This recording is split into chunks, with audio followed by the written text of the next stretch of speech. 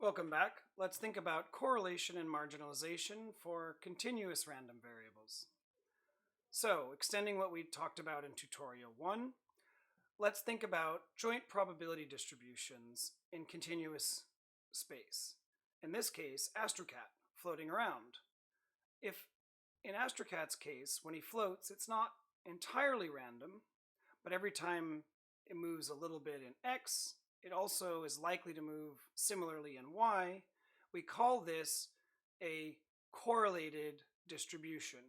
That is, x and y, the position of Astrocat and their uncertainty, are related to each other. In this case, let's assume it's a Gaussian distribution. This is a bivariate Gaussian distribution with the dark colors indicating the height of the Gaussians. And we can see that there's a relationship. Things that are more likely going positive in x are more likely going positive in y. That is, they're more on the diagonal.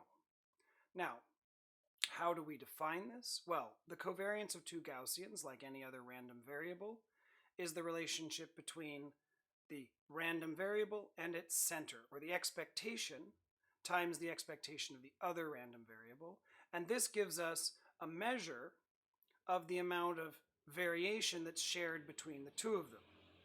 However, that measure is in the units of x and y, and we might want to choose a normalized measure, which makes it easy to think about, and this is correlation, which simply divides the covariance by the variance of the individual parts to give us something that's bound between 1, where every change in x is changed in y with a positive linear relationship of 1, to -1, which is exactly the opposite.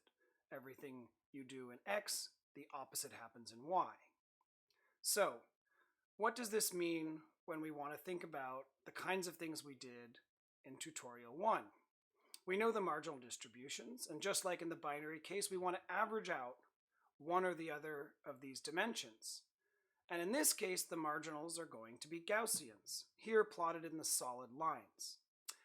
But let's think about what happens if we take a measurement.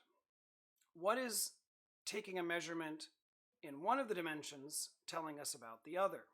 In this case, let's look at the probability of x given y, and here plotted in dashed teal, you can see that there is a conditional probability or a likelihood of x that's actually different from the marginal distribution.